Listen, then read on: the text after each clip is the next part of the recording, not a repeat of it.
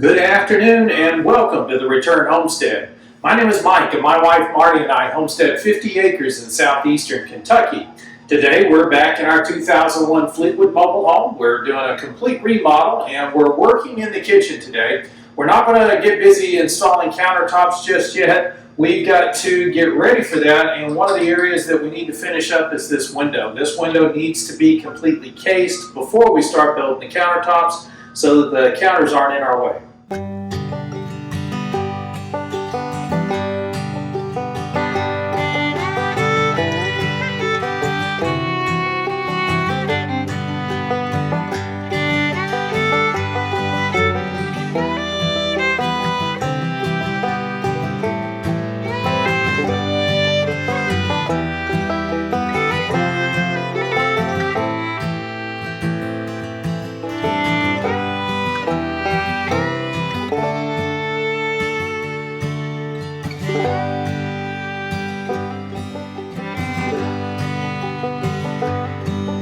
So you're not sure what you want to put up there? I'm vacillating because it's at a slant. I'll have to go back and look at those light fixtures.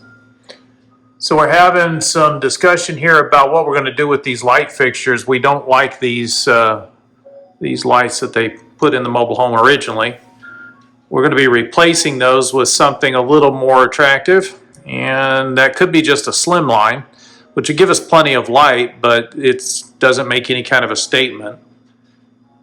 And there's really not enough light here in this kitchen, just these two little globe lights. It's just 4 bulbs, and all the lights in 2 areas, right over there by the refrigerator and right here by the window above the sink.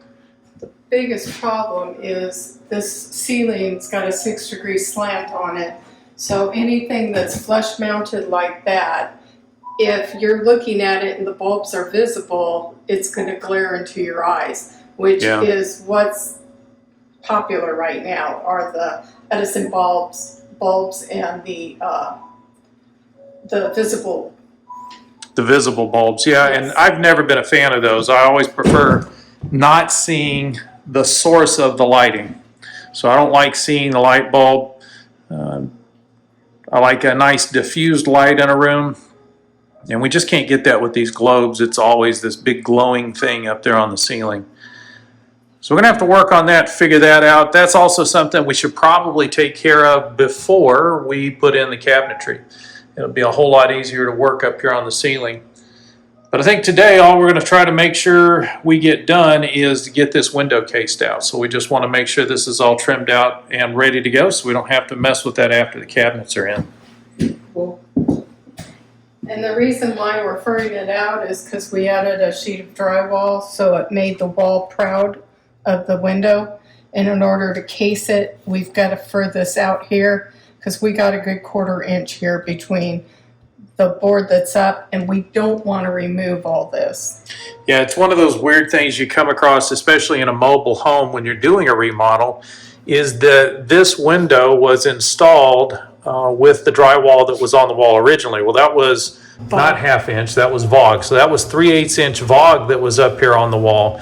So it's already an 1/8 of an inch narrower. It's not as thick as the drywall that is up here currently. And somehow we picked up another 1/8 of an inch. So we've got a 1/4 of an inch Down there. of a gap here. And so we've got to fill this in so that when we lay the trim on top of this, it'll be flush not only with the casing but also with the wall. So that's kind of what we're working on here. So furring strips is not a complicated issue. All we're trying to do is to cut a piece of wood that is just the thickness of the gap. So we're going to put that in the gap so that we can close it up.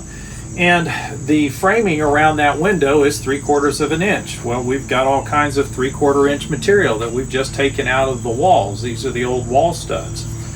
And all we have to do then is cut it down, just rip it down to the width that we need, which is a 1/4 inch. So I just set the rip fence to a 1/4 inch and we can just cut a furring strip right off of this piece of wood.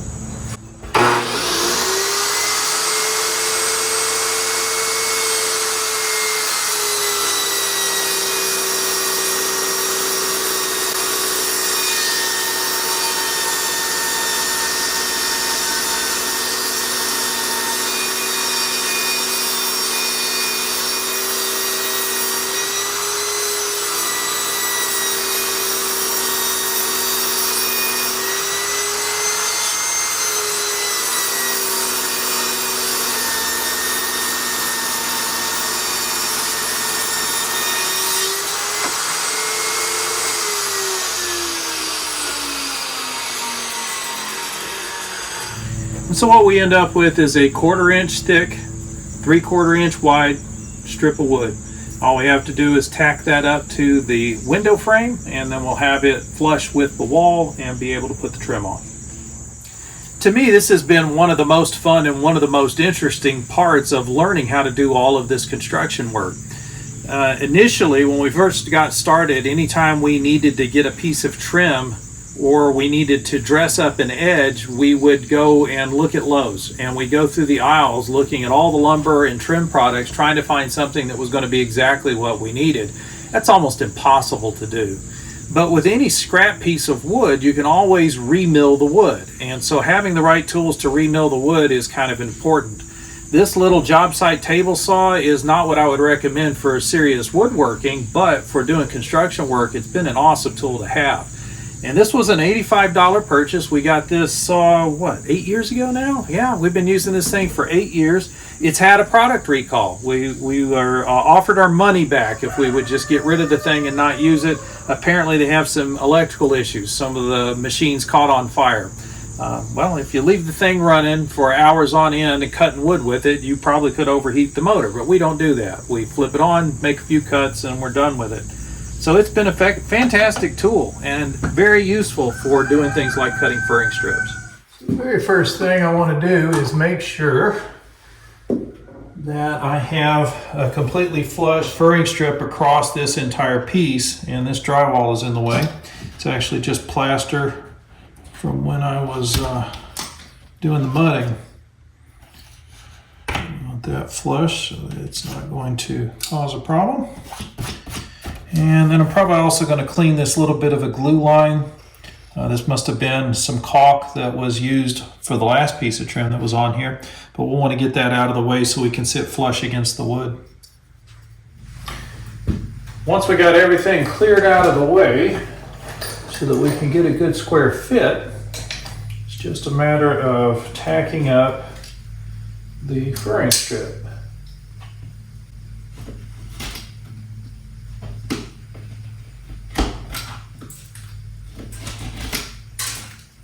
Make sure that doesn't, a little bit of drywall doesn't kick my furring strip up at all.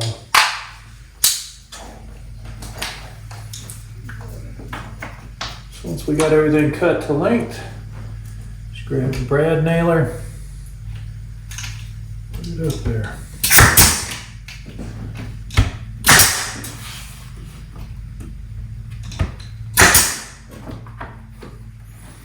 And that'll get us out flush with the wall, so when we put the trim on, we won't end up with this weird gap up here in the window frame. Now we are going to have to dress up the edge because that will show. Yes, so we'll have to come back and probably use some DAP to just kind of smooth out the gaps, make sure there's no visible crack. And then when we paint the window frame, everything will blend in nice. Are we painting these, or are we going to do natural wood? I was going to do natural. So we're just going to put the tung oil on this?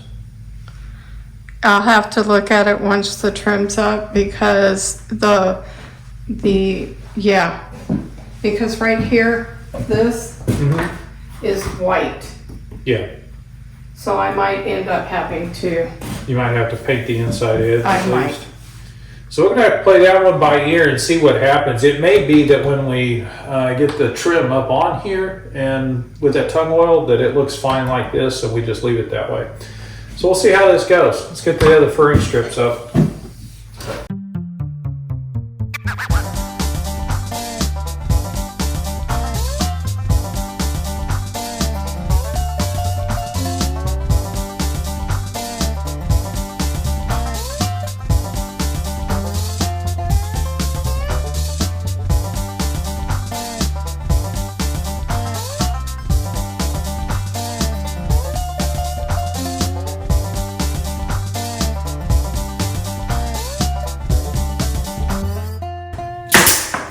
Furring strips in. Now we're ready for some molding. So we've decided to treat this window the same way we did the one in the bedroom, where we left a little bit of a reveal of the framing, and we're going to do the exact same thing here. So all we have to do is cut the board so that it's 1/4 inch too long on both sides. So it's a 1/2 inch longer than it needs to be. And then I need to make sure that it stays back 1/4 of an inch on both sides. And the easiest way to do that I could think of was just to use the furring strips that I just cut, which are 1/4 of an inch. Right about there. And you're on the mark.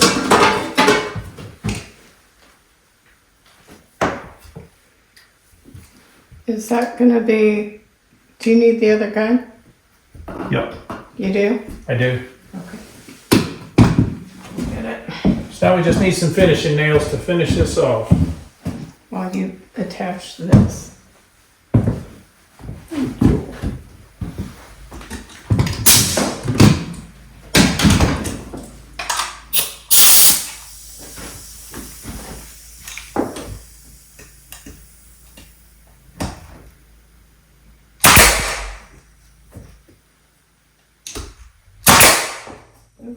That's hang on. Whoa.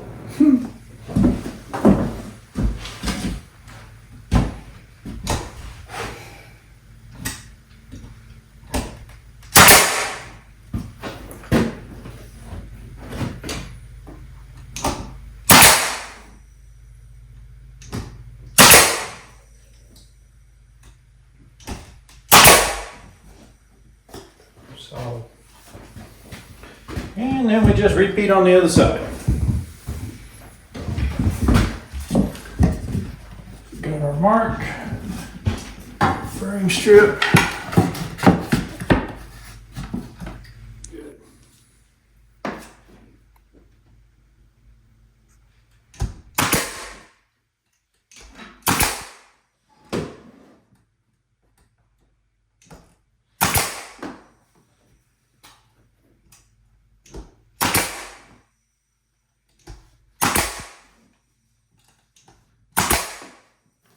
One of the tricks that you need to learn if you're doing remodeling is how to make window frames match up when everything is wonky, because the chances that you have a square window are about 0 in a house that's been around for a while, especially a mobile home like this that's been moved a couple of times. These windows are never going to be square, and so trying to build true to the angles is almost impossible. I could have mitered these edges so that we get a perfect 90-degree angle between the boards, but then it would be off from the window. And typically when you've got a window that you're not confident about the square or the framing being perfect, you want to fudge things on both sides. So that's one of the reasons for leaving this kind of a reveal, so that you're not lining the edges up so small imperfections disappear. And you can do the same thing when you're putting the top framing on. So we could pull that frame right up to the very edge on both sides, or we can cut a board that's too long and then just split the difference, allowing it to hang over both on the top and the bottom. As long as the top and bottom boards are the same length, even if they don't hang over the same amount top and bottom, you'll never notice it. Your eyes will fill in the gaps and the difference will disappear. But if you try to build everything perfectly square and the window is not, then every single line is going to pop out and you're going to see how wonky it is. And after all of that, we got everything cut to length, and we cannot use the overhang on the bottom piece of trim because of the light switch over here. So we're just going to make it square.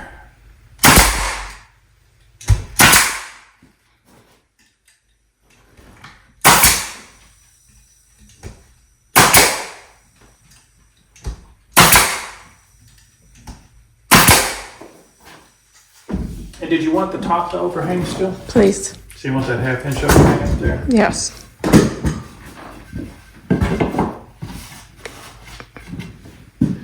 So that one we can let overhang, no problem. That's easy to do.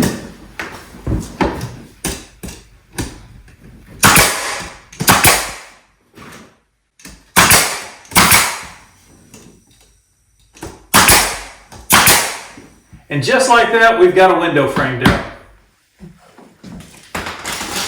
78. So we're on a little bit of a roll using up some of this wood that we've saved for using for molding. So we're going to go ahead and hang some more of it up here, start trimming out the kitchen. We're gonna have to buy some more to finish off the rest of the kitchen, but we really like this natural wood look for the trim. So we're just going to go ahead and continue here. What did I say, 70 1/8? Okay.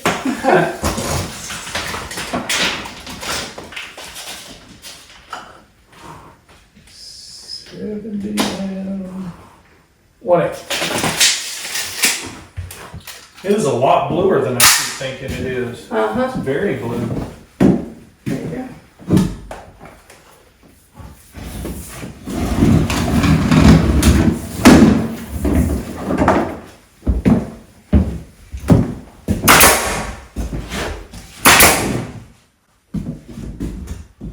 Push up. Yeah. Down there to do that. Mm-hmm.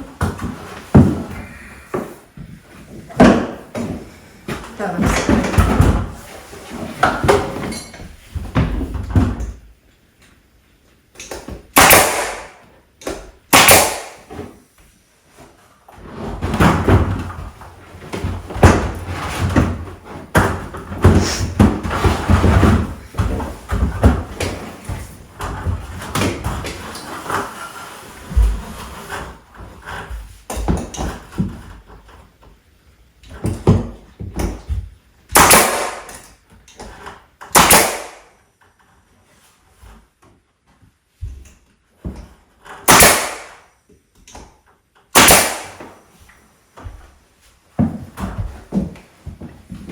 The next long piece can just go up, yeah. If you like. What's this?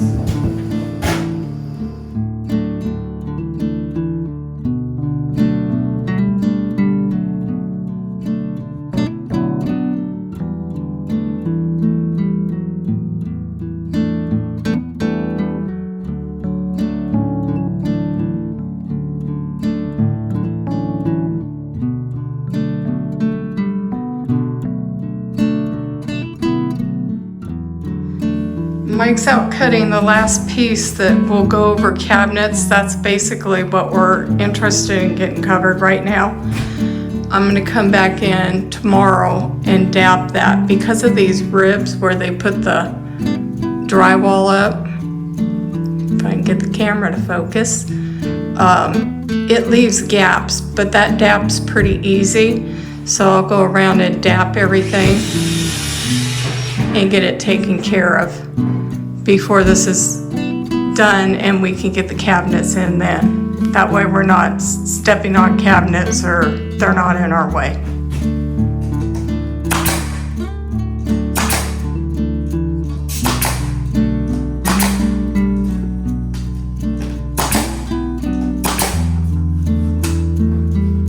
All right, just a little bit of work for today. We got this trim put up on the top of the wall along with getting the window all trimmed out. We've got quite a bit more of this old wood that we took out of the inside of the wall. So this was scrap. Most people would just throw it away. We're turning it into the molding that we need.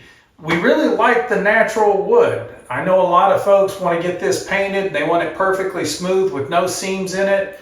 But we not only like just the natural wood color, but also the texture of this. We love the fact that it's got nail holes in it. It's got cuts and scrapes in it.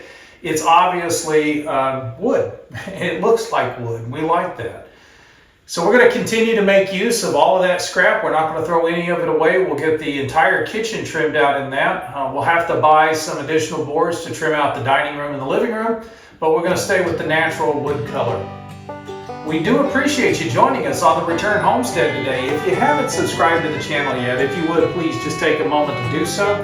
Hit that thumbs up button while you're in there. That'll let the algorithm know you enjoyed the video and they'll share it out with more people. And we'll see you next time.